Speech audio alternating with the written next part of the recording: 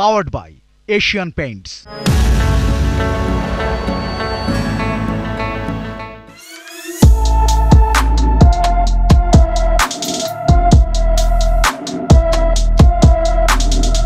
রাজধানী ঢাকাসহ দেশের প্রতিটি শহরের বেড়ে ওঠার ধরন হলো আগে অবকাঠামো তৈরি করা, পরে পরিকল্পনা। কোনো প্রকার মহাপরিকল্পনা প্রণয়নের আগেই যেমন খুশি তেমন সাজোর মতো তৈরি হওয়া স্থাপনা, অপ্রশস্ত রাস্তাঘাট এবং ড্রেনেজ সিস্টেমের সংকটকে ব্যবস্থাপনা করা দিনকে দিন কঠিন হয়ে দাঁড়ায়।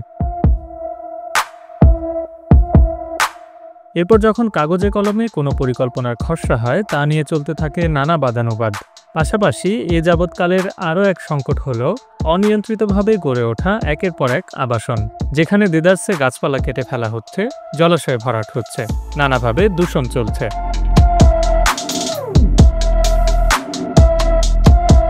প্রশ্ন হলো, যথাযথ শহর ও নগর নির্মাণের পরিকল্পনা করার ক্ষেত্রে আমাদের সীমাবদ্ধতা কী, কিংবা উন্নত বিশ্বের চেয়ে আমরা কতখানি পিছিয়ে আছি, আর এই পরিস্থিতির পরিবর্তন চাইলে কী পদক্ষেপ নিতে হবে? এ নিয়ে বিস্তারিত আলাপ করব আমাদের আজকের অনুষ্ঠানে। প্রিয় দর্শক, স্বাগত জানাচ্ছি নির্মাণ রসায়ন অনুষ্ঠানে পাওয়ার্ড বাই এশিয়ান পেইন্টস। আমাদের আজকের অতিথি স্থপতি তালুকদার মুকিত ভাইয়া, স্বাগত আপনাকে। ধন্যবাদ আপনাকে এবং ইটি নিউজকে আমাকে আমন্ত্রণ জানানোর জন্য। একটা লম্বা সময় ধরে বাংলাদেশ স্থপতি ইনস্টিটিউটে হেল্প ডেস্কে কাজ করেছেন, যেখানে মূলত স্থপতিদের ডিটেল এরিয়া প্ল্যান সংক্রান্ত বিভিন্ন প্রশ্ন বা দ্বন্দ্বের আপনি উত্তর খোঁজার চেষ্টা করেছেন, এবং আমাদের দেশের যে কয়টি মহাপরিকল্পনা আছে এবং উন্নত বিশ্বে কী ঘটছে এই তুলনাগুলো নিয়েও আপনি লম্বা সময় ধরে পড়াশোনা করছেন। তো সেই বিষয়ে কথা বলতে চাই, এবং প্রথমে যেটা আসলে আমার প্রশ্নটা খানিকটা এমন, ধরেন যে একটা খোলা জায়গা আছে, প্রথমে ড্রেজারের বালু ফেলে আমরা জায়গাটা ভরাট করে ফেললাম এবং কিছুদিন পর সেখানে একটা ভবন তৈরি করলাম। তো মোটা দাগে আমাদের রাজধানী ঢাকা শহরের পারিপার্শ্বিক এলাকাগুলোর চেহারা যদি দেখি, যে সাভার, কেরানীগঞ্জ, একইভাবে অন্যান্য মফস্বল এলাকা, সব জায়গায় কিন্তু এইভাবেই ভবন তৈরি হয় এবং ভবন তৈরি হতে হতে সেটা শহরে পরিণত হয়। কিন্তু আমরা আসলে জানি না যে ঠিক কতখানি আমার স্কুলের জন্য জায়গা দরকার, কোন জায়গাটায় আমার পার্ক দরকার, কোথায় আমার বাণিজ্যিক ভবন হবে। আমরা যখন যেমন খুশি তেমন সাজো স্টাইলে কিন্তু এ ধরনের নির্মাণ কাজ চালিয়ে যাচ্ছি। তো এখন প্রশ্ন হচ্ছে যে এটা কেন ঘটছে, এবং উন্নত বিশ্বের ক্ষেত্রে আমরা জানি যে সেখানে কোনো কিছু তৈরি করার আগে একটা মহাপরিকল্পনা থাকে এবং সেটি অনুসরণ করেই কিন্তু যে কোনো ধরনের নির্মাণ কাজ হতে দেখা যায়। মহাপরিকল্পনা আমাদেরও আছে, কিন্তু সেটা আমরা একপাশে রেখে আমরা আমাদের মতো করে হাঁটছি। এই ঘটনার পর্যালোচনা শুনতে চাই। উন্নত বিশ্বের দিকে যদি আমরা লক্ষ্য করি, সকল দেশেই এবং বাংলাদেশে একই সময়ে কিন্তু মাস্টার প্ল্যান প্রণয়ন শুরু হয়েছিল। এটি মূলত ইন্ডাস্ট্রিয়াল রেভলিউশনের পর মাস্টার প্ল্যানের প্রয়োজনীয়তা হয়ে ওঠে। তো আমরা যে এখন যেই উন্নত বিশ্বগুলো দেখছি, উদাহরণস্বরূপ নিউ ইয়র্ক বা লন্ডন, টোকিও বা বেইজিং, এই সবগুলোর সাথে বাংলাদেশেরও মাস্টার প্ল্যান 19 শতকের শুরুর দিকে শুরু হয়েছিল। কিন্তু কোনো এক কারণে উন্নত বিশ্বের মাস্টার প্ল্যানগুলো এক্সিকিউট হয়েছে, বাট আমাদের বাংলাদেশে সেই মাস্টার প্ল্যান এক্সিকিউট হতে পারেনি। কেন হয়নি বা কেন এখনও হচ্ছে না, এই উত্তরটি খুবই জটিল। কারণ একটি পরিকল্পনা বা আইন বা নীতি প্রয়োগ করতে হলে জনগণের গ্রহণযোগ্যতা খুব জরুরি। তো আমাদের যে মাস্টার প্ল্যানটি ছিল বা এখন হচ্ছে বা সংশোধন হবে, সেটি আদৌ কি জনগণের গ্রহণযোগ্যতা আছে, এটি হচ্ছে বড় প্রশ্ন। যদি গ্রহণযোগ্যতা থাকে তাহলে অবশ্যই সেই মাস্টার প্ল্যানটি এতদিনে একটি সাফল্যতার মুখ দেখত। কিন্তু যদি গ্রহণযোগ্যতা না থাকে তাহলে জনগণ ওই মাস্টার প্ল্যান তো ফলো করবে না। তো আমাদেরও সেই একই অবস্থা হয়েছে। যখন মাস্টার প্ল্যানটি প্রণয়ন করা হয়েছে তখন আমি বোধ করছি জনগণের সম্পৃক্ততা ছিল না। কিন্তু জনগণকে সম্পৃক্ত করার কাজটা বা দায়িত্বটা আসলে কার? এটা কি এককভাবে কোনো পরিকল্পনাবিদের নাকি কোনো সংস্থার? সাধারণত master plan is a multidisciplinary একটি বিষয়। এখানে অবশ্যই নগর পরিকল্পনাবিদ টিম লিডার হিসেবে কাজ করবে, কিন্তু তার সিদ্ধান্ত নেয়ার জন্য বা পলিসিগত বিষয়গুলো বিবেচনা করার জন্য তাকে আরও অনেকগুলো ডিসিপ্লিনের প্রফেশনালদের সাথে আলোচনা করতে হবে, মতামত দিতে হবে, এবং তাদের যে পলিসি, যে ফিলোসফি, এটার উপর বেস করে অ্যাকচুয়ালি মাস্টার প্ল্যানটা প্রণয়ন করতে হবে। কিন্তু ইন্টারেস্টিংলি আমাদের এই ডিটেল এরিয়া প্ল্যানের যদি আমরা কনসালটেন্ট টিম দেখি, ওখানে দেখব নগর পরিকল্পনাবিদদের অংশগ্রহণটাই বেশি ছিল। অন্যান্য পেশাজীবী যারা, তাদের অংশগ্রহণ এবং তাদের ভূমিকা কম ছিল, যার কারণে এই ডিটেল এরিয়া প্ল্যান অন্যান্য পার্সপেক্টিভে তেমন গ্রহণযোগ্য কোনো পলিসি বা তেমন গ্রহণযোগ্য কোনো সলিউশন আনতে পারেনি, যার কারণে জনগণও এই জিনিসটা গ্রহণ করতে পারেনি। ফর অ্যান এক্সাম্পল, বিভিন্ন যে এরিয়াগুলো রয়েছে, পরিকল্পিত এরিয়া এবং অপরিকল্পিত এরিয়া, কিন্তু যখন আমি একটা শহরের মাস্টার প্ল্যান করে ফেলবো তখন পুরোটাই তো পরিকল্পিত এরিয়া, অপরিকল্পিত এরিয়া তো আর থাকছে না। কিন্তু আমার এখানে যেই এরিয়াগুলোতে সুবিধা রয়েছে, নাগরিক সুবিধা, রাস্তাঘাটের সুবিধা, ইউটিলিটিস, ফ্যাসিলিটিস, অ্যামেনিটিস, এই সবগুলো সুবিধা পরিকল্পিত এরিয়াগুলো রয়েছে, যেই এরিয়াগুলো প্রায় 50 থেকে 60 বছর ধরে ডেভেলপ করেছে নিজেদের মতো। এগুলো সরকার কর্তৃক ডেভেলপকৃত পরিকল্পিত এরিয়া। কিন্তু অপরিকল্পিত এরিয়া যেগুলো, সেগুলো অ্যাকচুয়ালি কিভাবে হয়েছে? এগুলো হয় কৃষি জমি ছিল, অথবা ডোবা ছিল, অথবা জলাশয় ছিল। তো সেইগুলো অনেকটা ইচ্ছাকৃতভাবে, অনেক সময় পলিটিক্যাল পারপাসে, অনেক সময় কোনো ক্ষমতাধর কোনো ব্যক্তির চাহিদাতে সেগুলো পূরণ হয়ে গেছে। তো পরিকল্পনা যখন প্রণয়ন করা হয় সেগুলো তো কনসিডার করতে হবে। কিন্তু এইখানে যেটা হয়েছে, যারা এই অপরিকল্পিত এরিয়াটিতে ভবন করে ফেললো বা জলাশয় ভরাট করে ফেললো, কৃষি জমিতে আবাসন করে ফেললো, তাদেরকে বৈধতা দেওয়া হলো যে ওকে, ঠিক আছে, আপনি যেহেতু করে ফেলছেন, তো আপনার এই এরিয়াটা আবাসিক হিসেবে আমরা পরিকল্পনায় যুক্ত করে ফেললাম। তো এর ক্ষেত্রে যেটা হয়, আমাদের যারা জনগণ, তো তাদের ভিতরে একটা নেগেটিভ বা একটা পজিটিভ একটা চিন্তাভাবনা চলে আসে যে তাহলে তো আমি চাইলে যে কোনো কৃষি জমিতে, জলাশয়তে ভবন করলেই কিছুদিন পর আবার ওটা অনুমোদন পেয়ে যাচ্ছি। তো this is a very interesting fact. আমাদের মহাপরিকল্পনা করার সময় ওটা যখন এক্সিকিউট হবে বা ওটা যখন প্রয়োগ হবে, এই বিষয়ে কঠোরতম বা এই বিষয়ে কোনো পার্সপেক্টিভ ছিল না। এই বিষয়গুলোকে নিয়ন্ত্রণে আনার আসলে পদ্ধতি কি? এই বিষয়ের নিয়ন্ত্রণের দায়িত্ব হচ্ছে উন্নয়ন কর্তৃপক্ষের। রাজধানীতে রাজধানী উন্নয়ন কর্তৃপক্ষ, চিটাগংয়ে চিটাগং, রাজশাহীতে রাজশাহী। কিন্তু এই উন্নয়ন কর্তৃপক্ষ কোনো এক কারণে হয়তোবা দেখেও না দেখার ভান করছে, হয়তোবা তারা এর সাথে জড়িত, হয়তোবা কোনো এক ক্ষেত্রে রাজনৈতিক কোনো প্রেক্ষাপট রয়েছে, ক্ষমতাধর কোনো ব্যক্তি বা প্রতিষ্ঠানের প্রেক্ষাপট রয়েছে। এই সমস্ত কারণেই আমাদের এই টেন্ডেন্সি জনগণের এই আনপ্ল্যান্ড এরিয়াতে বা এই ধরনের কৃষিজমি ভরাট, জলাশয় ভরাট, এই টেন্ডেন্সিটা দিন দিন বেড়ে যাচ্ছে। তো এটা অ্যাকচুয়ালি একটা লং টার্ম ধরে চলে আসার কারণে আমাদের সোশ্যাল কালচারে তৈরি হয়ে যাচ্ছে। আপনি একটা সমন্বয়ের কথা বলছিলেন এবং সমন্বয়হীনতার বিষয়টা উল্লেখ করেছিলেন। তো সমন্বয় যদি করি, এটা আদর্শ চেহারা আসলে কি বা এর ধাপ কি? বা উন্নত বিশ্বে যদি বলি, পরিকল্পনা আসলে করা হয় কোন প্রক্রিয়ায়? ঢাকার পেরিফেরিতে যে ডেভেলপমেন্টটা হচ্ছে, এই পুরোটাই আনপ্ল্যান্ড ডেভেলপমেন্ট। এইখানে আমাদের বুঝতে হবে যে শহরে মানুষ কেন আসে। কারণ আমাদের যে ইকোনমিক গ্রোথ, এটি হচ্ছে শহর কেন্দ্রিক। এবং আমরা বেশ কয়েক বছর যাবতই গভর্নমেন্ট বারবার বলে আসছে যে আমরা বিকেন্দ্রীকরণ করতে চাই বা বিকেন্দ্রীকরণ করার একটা চেষ্টা রয়েছে বা পলিসিগতভাবে আমাদের নীতিগত সিদ্ধান্ত হয়েছে, বাট আমরা কিন্তু বিকেন্দ্রীকরণ পাচ্ছি না, দৃশ্যমান না। তো এখন ইন্টারেস্টিংলি আমাদের বাংলাদেশের যে পার্সপেক্টিভ প্ল্যান আছে 2041-এর, ওখানে বলা আছে 80% people of our country will be migrated to urban area. তার মানে আমার গ্রাম অঞ্চল কিন্তু ফাঁকা হয়ে যাবে। তো এটা আসার কারণটাই হচ্ছে ইকোনমিক গ্রোথ। আমার শহরে ইকোনমি যখন ডেভেলপ হবে, এখানে মানুষ আসবেই, গ্রামগুলো ফাঁকা হয়ে যাবে। তো আমরা কিন্তু মানুষ আসা ঠেকাতে পারবো না। তো এই যে জনঘনত্বটা বাড়ছে, আমরা কি তাহলে ওদেরকে বের করে দিব?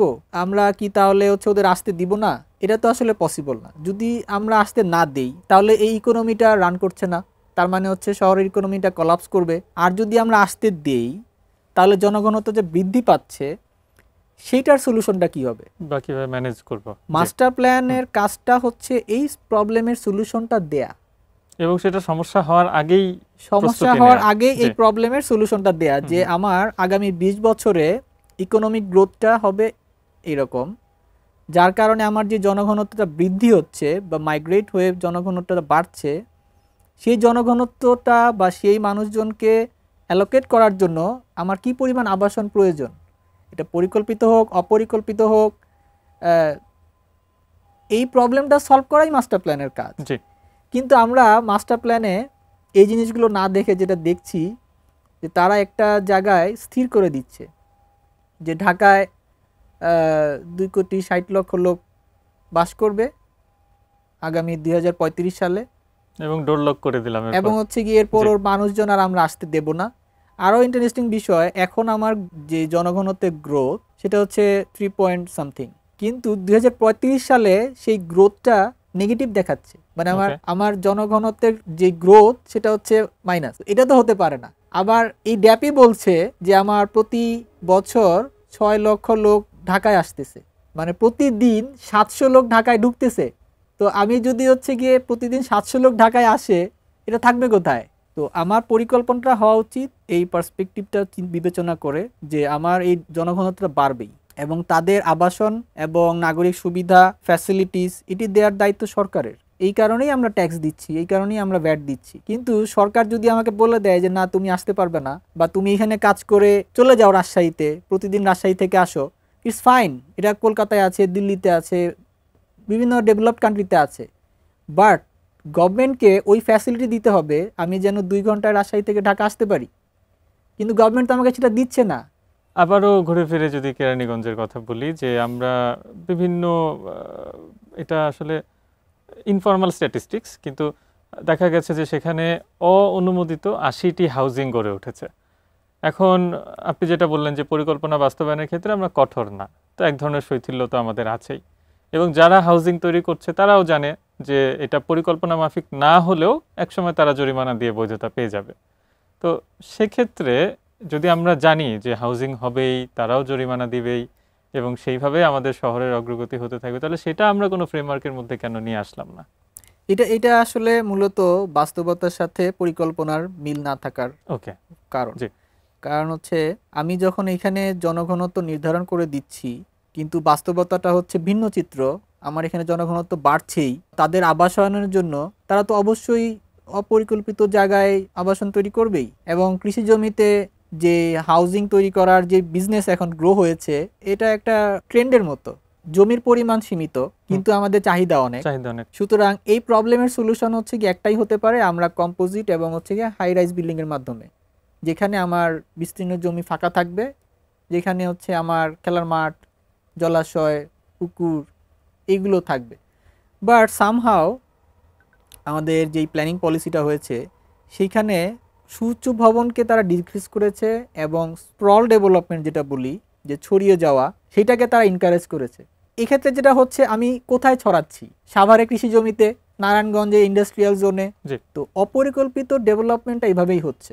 নিশ্চয়ই বিদ্যমান জায়গা নিয়ে আবার নতুন করে কিছু একটা চাপিয়ে দিলে সেটা সমাধান ঘটবে না, ঘটবে তখন যখন আমরা ফাঁকা জায়গাগুলোকে নিয়ে আবার নতুন করে পরিকল্পনা করে সেই জায়গাগুলো রক্ষা করার ব্যাপারে উদ্যোগ গ্রহণ করব। তো সেক্ষেত্রে আমরা আমাদের যে প্রচলিত চর্চা, সেই চর্চার জায়গা থেকে আমাদের পরিকল্পনা করার ধারাটাকে কিভাবে একটু পরিবর্তনের দিকে নিয়ে যেতে পারি?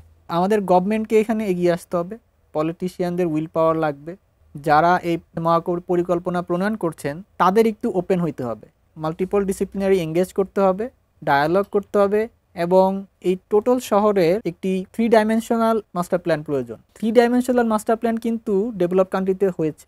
আমি যদি নিউ ইয়র্কে দেখি ওখানে কিন্তু প্রতিটি প্লটের এনভেলপ সিস্টেম করে দেওয়া আছে যে আমার ভবন কতটুকু হবে, আমার এই ভবনটি পাশের প্লটে কি কতটুকু প্রভাব ফেলবে, বা হচ্ছে আমাদের যদি জাপানে দেখি, জাপানেও এরকম ডাইমেনশনাল এনভেলপ দেওয়া আছে।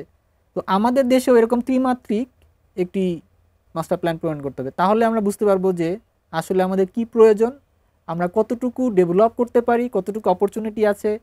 কিন্তু আমরা যদি শুধু পলিসি ফ্রেমওয়ার্ক দিয়ে বাস্তবায়ন করতে চাই তাহলে এটা পসিবল না। অনেক ধন্যবাদ আপনাকে।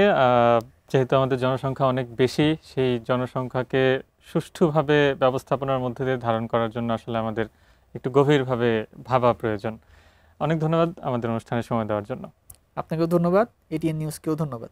প্রিয় দর্শক, আমরা এতক্ষণ একটা জটিল বিষয় নিয়েই আলাপ করার চেষ্টা করছিলাম, কিন্তু আমি বিশ্বাস করি আপনারা এই বিষয়টা উপভোগ করেছেন, কারণ এই যে পরিকল্পনা, নগরনীতি, এই বিষয়গুলোর সঙ্গে আসলে আমাদের নিজেদেরও জীবনমান নানাভাবে জড়িত।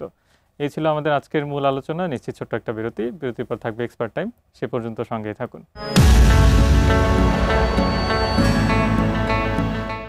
Powered by Asian Paints. প্রিয় দর্শক, বিরতির পর নির্মাণ রসায়ন অনুষ্ঠানে আরও একবার স্বাগত জানাচ্ছি। এবারে থাকছে এক্সপার্ট টাইম। সবাইকে স্বাগত জানাচ্ছি আজকের এশিয়ান প্রেস এক্সপার্ট টাইমে। আজকে আমাদের সাথে আছেন আর্কিটেক্ট তানসিন আলম এবং আর্কিটেক্ট রাফিয়া রুকসাত। কেমন আছেন? জি আলহামদুলিল্লাহ ভালো। আপনাদের এক্সপিরিয়েন্সটা 15 বছরের বেশি সময় ধরে, এই সময়টাতে কোন ধরনের কাজ বেশি করা হয়েছে আপনাদের? এই যে জার্নিটা, এটা যদি একটু আমাদেরকে বলতেন। স্টুডেন্ট লাইফ থেকে আমরা কাজ করছি একসাথে। তারপর থেকে আমরা প্রথম যেমন পাশ করার পরেই বুয়েট কনসাল্টিং যে ইউনিটটা ক্যাফ বিআরটিসি, সেখানে আমরা প্রথম ফজলে রাব্বি পার্ক গুলশান সেটা কাজ করি, অ্যান্ড ওটা একটা বড় অভিজ্ঞতা হয় সে সময়। এবং তারপর থেকে আল্লাহর রহমে আমরা কাজ করে যাচ্ছি আর কি, ইন্টেরিয়র বিল্ডিং। পাশাপাশি আমি টিচিংয়ে আছি, বুয়েটে লেকচার হিসেবে আছি 20 সাল থেকে। যে আপনারা আসলে যখন ডিজাইন করেন সেই জায়গাগুলোতে কালারের রিসার্চগুলোর প্রয়োজনীয়তা আপনারা কেমন অনুভব করেন? কোনো স্পেসকে যদি আমরা এনহ্যান্স করতে চাই তো কালার তো সেখানে মানে ম্যাক্সিমাম জায়গায় কিন্তু কালারটাই ইউজ করা হয়। তো আমরা স্টুডেন্টদেরকে যখন পড়াই তখনও আমরা দেখা যায় যে এই কালারের ব্যাপারটাতে গুরুত্ব একটা দেই। কোনো স্পেসকে তার ইউজারের সাথে কানেক্ট করার জন্য যে জিনিসটা প্রয়োজন, সেটা আমরা একটা থিম যদি হয়, যেমন কোনো একটা স্পেসে কারো যদি কোজি ফিল আনা লাগে, বা কোনো একটা স্পেসে তাকে যদি আমরা চাই যে সে খুব কমফোর্টেবল ফিল করবে, বা তার একটা নিজস্ব প্রেফারেন্স থাকতে পারে, যেমন হয়তো বা প্যাস্টেল শেড বা মডার্ন বা রেট্রো এনিথিং, তো সেখানে আসলে এগুলো কালার দিয়েই করা সম্ভব। সো অ্যাক্টিভিটি বেসড, আসলে অ্যাক্টিভিটি আমি কোথায় কি করছি সেই অ্যাক্টিভিটিটাও কিন্তু আমার কালারের সাথে মানে ওটা খুব কানেক্ট করে আর কি। তার মানে একটা ট্রেন্ডি ডিজাইনের জন্য আসলে, বা আমরা যদি বলি মডার্ন ডিজাইনের জন্য আসলে এই ধরনের রিসার্চ খুব প্রয়োজন আমাদের। অবশ্যই, কারণ আমাদের একটা স্পেসের ম্যাক্সিমাম সারফেসই থাকে পেইন্ট। তাহলে এই জায়গায় কালার মিক্সের যে রিসার্চটা, সেটা আসলে আপনাদেরকে প্রপারলি কানেক্ট করছে এবং হেল্প করছে। জি, ওখান থেকে মানে স্কিম ডেভেলপ করা, এটা কিভাবে হতে পারে সেই ব্যাপারগুলো কিন্তু খুব ক্লিয়ারলি মানে বোঝা যায়, এবং একটা সাধারণ মানুষও কিন্তু এই জিনিসটা খুব ইজিলি অ্যাবজর্ব করতে পারবে আর কি। কোন ধরনের ফিনিশকে ইজিলি আপনারা বেশি প্রায়োরিটি দেন?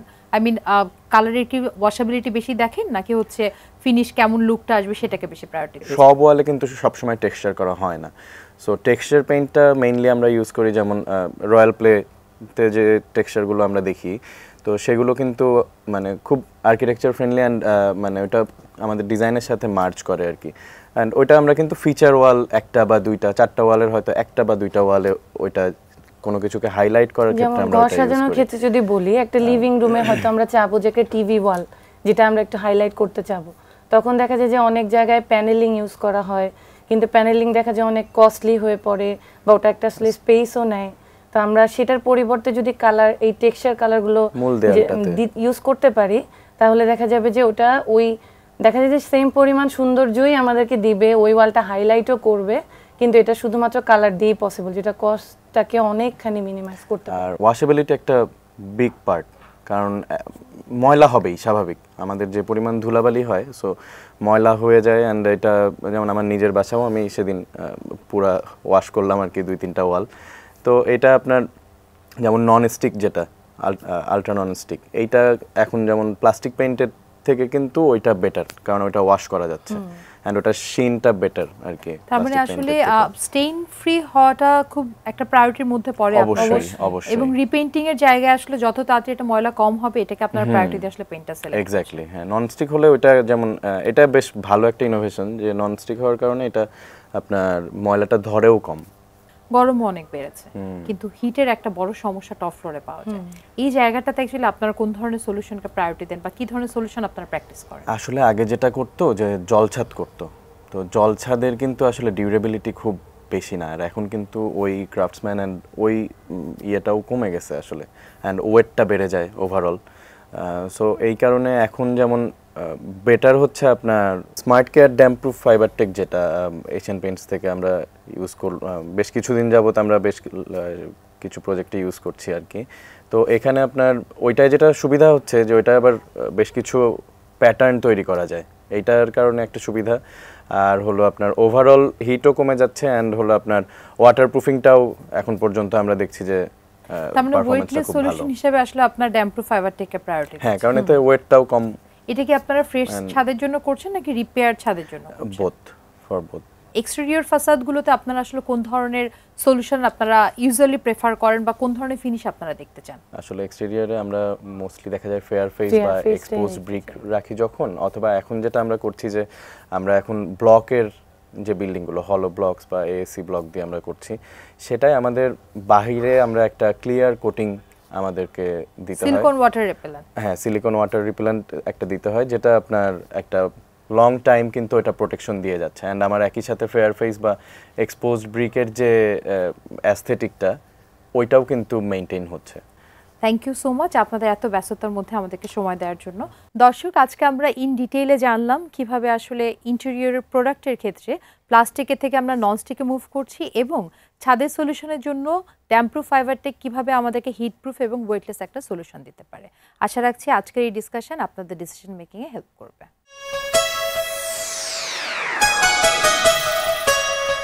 এই ছিল আমাদের আজকের অনুষ্ঠান। আপনার যদি কোনো প্রশ্ন, মতামত বা পরামর্শ থেকে থাকে জানাতে পারেন স্ক্রিনে দেখানো ইমেল ঠিকানার মাধ্যমে। ভালো থাকুন, সুস্থ থাকুন, এটি নিউজের সঙ্গেই থাকুন।